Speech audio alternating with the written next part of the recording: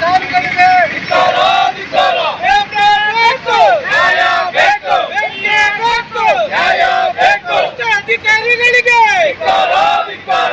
ಅಧಿಕಾರಿಗಳಿಗೆ ಜಮೀನು ಹೊಡಿತವರ ಅಧಿಕಾರಿಗಳಿಗೆ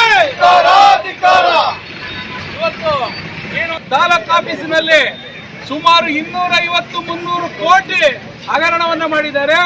ನಾಗಮಂಗಲ ತಾಲೂಕು ಇತಿಹಾಸದಲ್ಲೇ ಇವತ್ತು ಇಡಿ ಬಂದಿದ್ದಾರೆ ಅಂದ್ರೆ ಇನ್ನು ಎಷ್ಟು ಸಾರ್ವಜನಿಕರಿಗೆ ರೈತರಿಗೆ ಕೊಡಬೇಕಾದಂತ ಸವಲತ್ತುಗಳನ್ನ ಕೊಡದೆ ಇವತ್ತು ಭ್ರಷ್ಟರು ಭೂಗಳ್ಳರು ಸುಮಾರು 8 ಜನ ಅಧಿಕಾರಿಗಳು ಸಸ್ಪೆಂಡ್ ಆಗ್ತಾರೆ.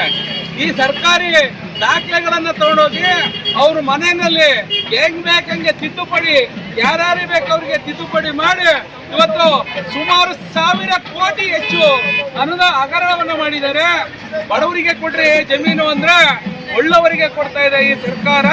ಹಾಗಾಗಿ ಕೂಡಲೇ ಇದನ್ನ ಸಿಬಿಐಗೆ ಒಪ್ಪಿಸಬೇಕು ಅಂತೇಳಿ ಇವತ್ತು ಕರವೇ ಸ್ವಾಭಿಮಾನಿ ಸೇನೆ ಒಂದು ಬೃಹತ್ ಹೋರಾಟವನ್ನು ಮಾಡ್ತದೆ. ಇದೇನಾದ್ರು ಸಿಬಿಐಗೆ ಕೊಡದೆ ಹೋದ್ರೆ ಮುಂದಿನ ದಿನಗಳಲ್ಲಿ ದೊಡ್ಡ ಮಟ್ಟದಲ್ಲಿ ತಾಲೂಕು ಅಧ್ಯಕ್ಷರು ಜಿಲ್ಲಾಧ್ಯಕ್ಷರ ಇವರ ನೇತೃತ್ವದಲ್ಲಿ ನಾಗಮಂಗಲ ತಾಲೂಕು ಬಂದ್ ಕೊಡ್ಬೇಕಾಗ್ತದೆ. ಇದೇ ಎಚ್ಚರಿಕೆ. ಇವತ್ತು ಏನು ಹಗರಣ ಮಾಡ್ತಾ ಇದ್ದಾರೆ ಭೂಗಳ್ಳರು, ಏನು ರಿಯಲ್ ಎಸ್ಟೇಟ್ ಉದ್ಯಮ ಆಗೋಗಿದೆ, ಇದನ್ನ ಕೂಡಲೇ ನಿಲ್ಲಿಸ್ಬೇಕು. ಮತ್ತೆ ಇದು ಕೆಲವರು ಪಾಪ ಏನು ಮಾಡದೇ ಇರೋರ್ನ ಅರೆಸ್ಟ್ ಮಾಡಿದ್ದಾರೆ, ಅಮಾಯಕರಿದ್ದಾರೆ. ಆ ಅಮಾಯಕರನ್ನ ಬಿಡುಗಡೆ ಮಾಡಬೇಕು. ಯಾರು ನಿಜವಾಗೋ ಕಳ್ಳರು ಭ್ರಷ್ಟರು ದರಾಟೆಗಾರಿದ್ದಾರೆ ಅವ್ರನ್ನ ಬಂಧಿಸಬೇಕು ಅನ್ನೋದು ಕರವೇ ಸ್ವಾಭಿಮಾನಿ ಸೇನೆ ಮನವಿ ಆಗಿದೆ. ಹಾಗಾಗಿ ಸರ್ಕಾರಕ್ಕೆ ನೇರವಾಗಿ ಎಚ್ಚರಿಕೆ ಕೊಡ್ತಾ ಇದ್ದೇವೆ ಕರವೇ ಸ್ವಾಭಿಮಾನಿಯಿಂದ.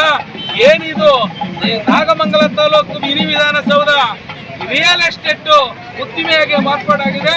ಇದನ್ನ ಕೂಡಲೇ ಯಾರ್ಯಾರು ನಿಜವಾದ ಕಳ್ಳರುಗಳಿದ್ದಾರೆ ಅವ್ರನ್ನೆಲ್ಲ ಎಷ್ಟೇ ದೊಡ್ಡ ವ್ಯಕ್ತಿ ಆದ್ರೂ ಅವ್ರನ್ನ ಅರೆಸ್ಟ್ ಮಾಡಬೇಕು, ಅವ್ರನ್ನ ಬಂಧಿಸಬೇಕು ಅಂತ ಕರವೇ ಸ್ವಾಭಿಮಾನಿ ಸೇನೆ ಒತ್ತಾಯ.